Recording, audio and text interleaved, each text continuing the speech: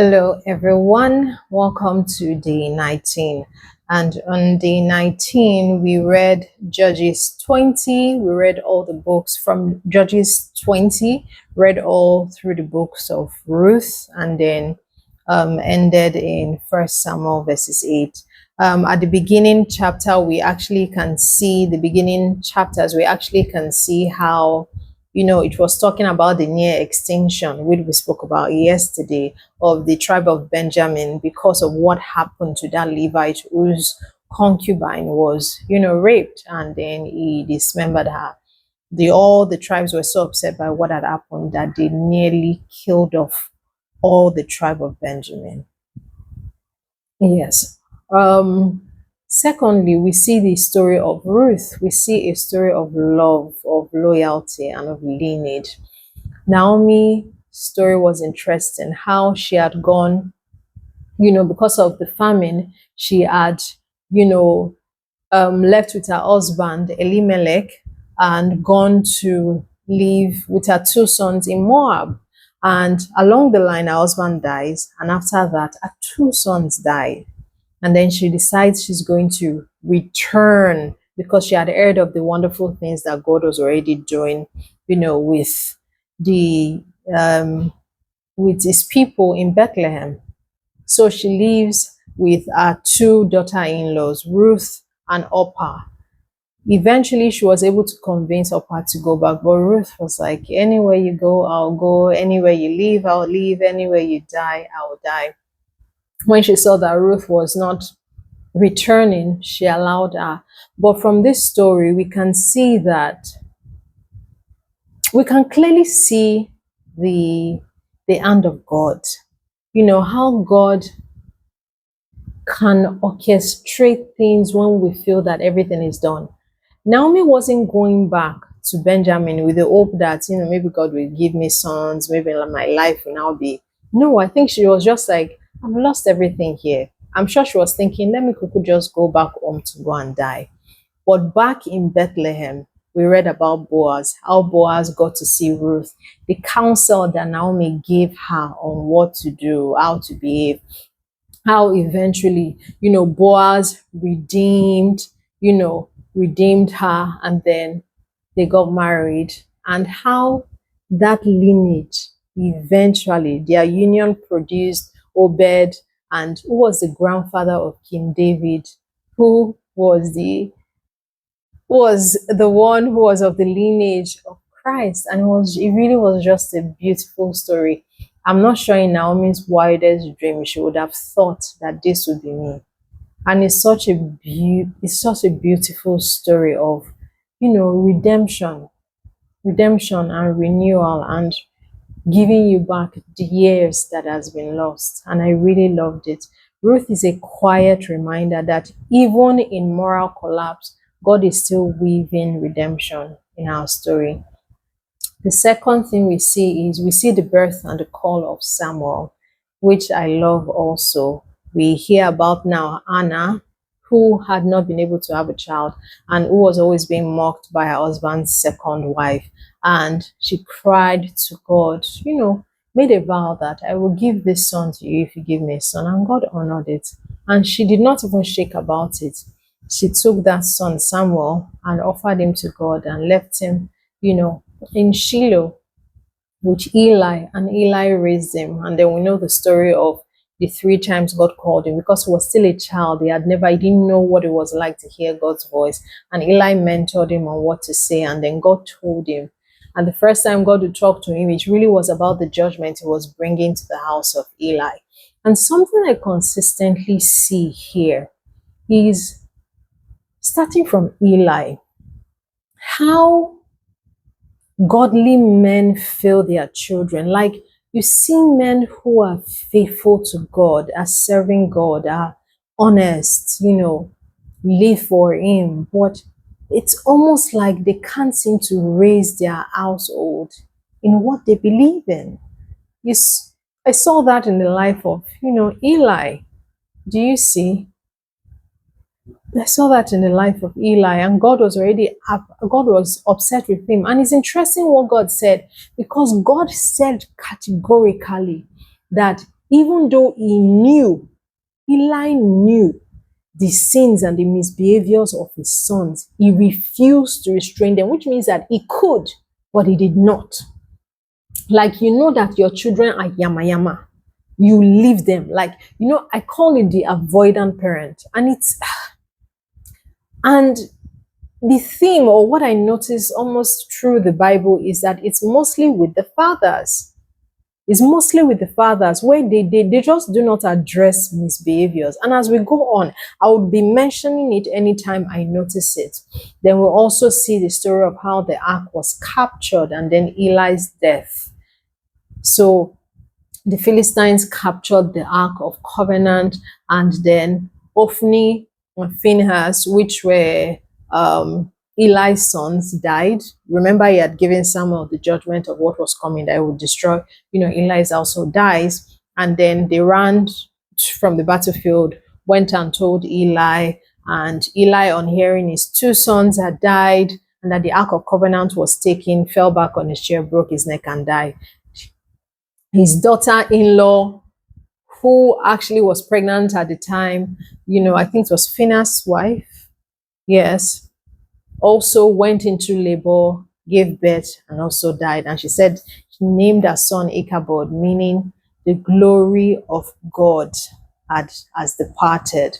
And then we see how these Philistines took the ark of God and thought it was a good idea to keep it in the same place that they keep their god Dagon. By the next day, Dagon was lying face down on the floor. I don't know why it didn't occur to them to say, this thing has never happened before. Why did our God, why is he lying face down? They stood him up. By the next day, God had break his limbs through him. While I was reading that part, I thought it was really funny. I laughed. And by this time, the people were already having illnesses, having tumors, and then they knew that, see, it is this ark, it is this God. They decided to send the ark to another town, send it to Gath. Gath people started facing their own again. This time, maybe then it was just the men that were suffering. Now you say affected even children and everything. And those ones were like, no, we need to get this out of here. And they started sending it to Ekron. When Ekron people from afar saw the ark coming, they started screaming, no, these people want to kill us, take it back and all that. Anyway, they eventually devised a way, put it on a cart with 2 oxen, I think. I can't remember how I think they sent it. Anyway, eventually the people decided, you know what, we have to appease this God. And they created, a special kind of, ark for it, or a cart that they put what they were supposed to use to appease, and they sent the ark of, they decided to send the Ark of Covenant back to where it belonged. And that was actually how they were relieved. And then we actually see how the people now demanded for a king from Samuel. By this time, Samuel was already, taking the place of Eli, and the people under Samuel's leadership, of course, they repented, they destroyed their idols, they won decisive, battles. But as Samuel began to grow old, his own sons too, Joel and Abijah, began to misbehave. They were judges, but they were misbehaving, sadly.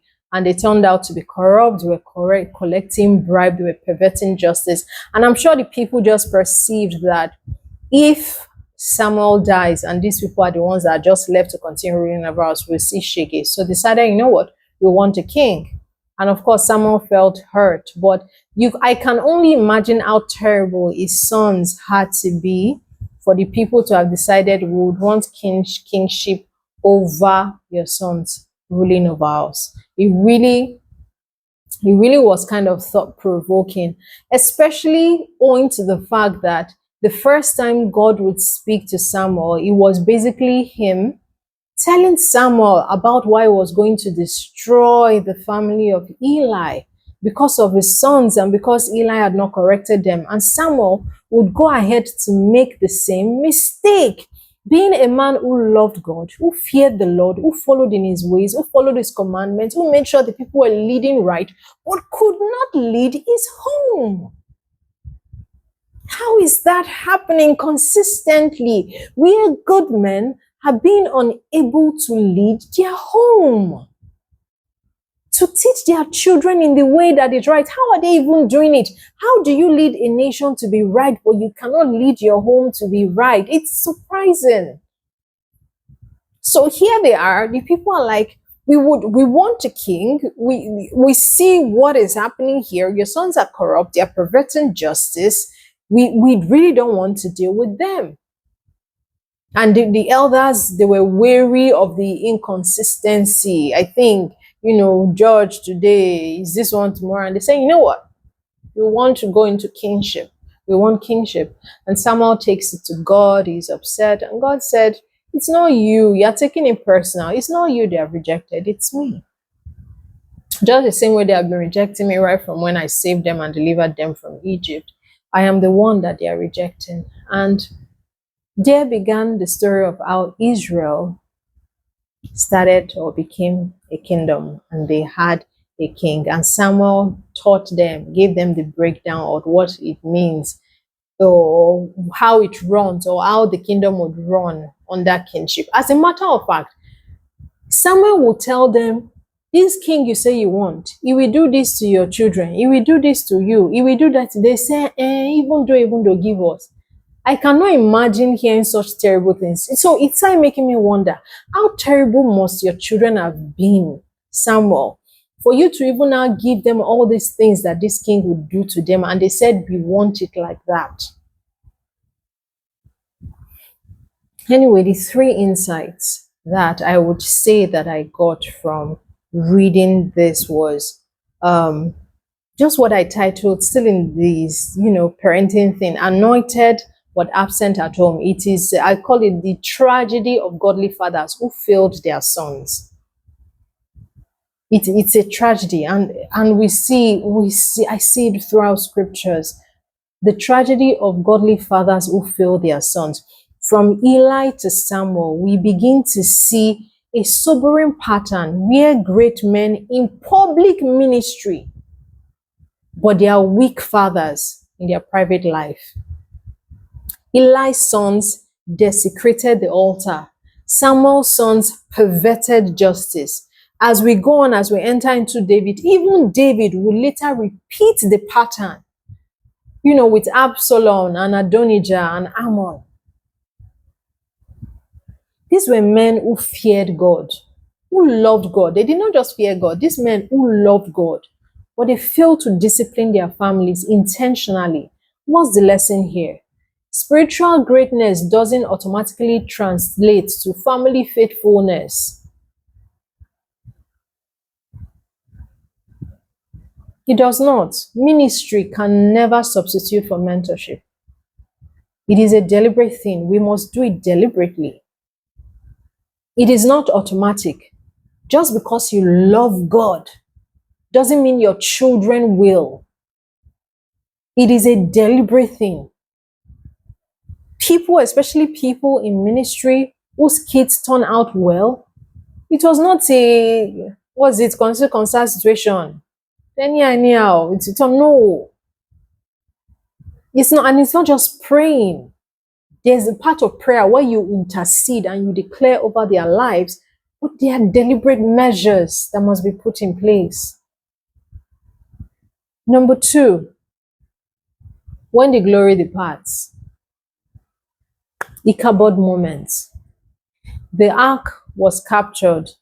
Eli's family and the capturing of the ark and the tragedy of, Eli's family revealed that the nation had already departed from God long before all those things happened. That was basically one of just the climax. It was just God's way of showing them that it was not with them. It was just God's way of showing them that it was not with them. Because on a normal day, the Philistines should not have been able to touch or carry the Ark of Covenant. How did they carry it? There was a special way it was supposed to be carried. ark that was striking and killing people, and they carried it. How did they? It just showed that God was not with them. Do you see? You can carry the things of God without carrying his presence. And that's really what I got from that. When form replaces faith, Ichabod follows, the glory departs. The glory departs. And the third was Ruth's redemption, God's light in a dark time. I love the story of Ruth. And I think more than anything, I know that when we read this story, we tend to set or center around Ruth. I think I am more blown away by Naomi than Ruth. Almost all the lessons I got from reading that passage was really from the life of Naomi. Someone who says that, you know what, call me Mara, because my life has been bitter. Call me Mara. And would later say, gosh, what glory. It was such a beautiful thing. She never would have thought in her wildest dream that her life would end up the way it did. Really.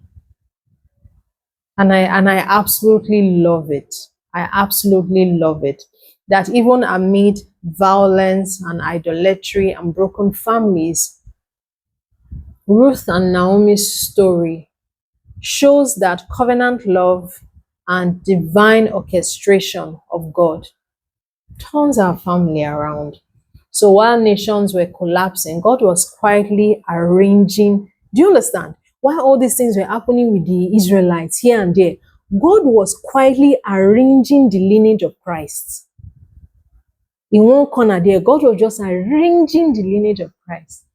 What's the lesson here? Even when the world looks godless, God is still working through royalty, humility, and faith. He never stops writing a story of redemption, even in the background of chaos. I love it. And that is the end of day 19. See you in day 20.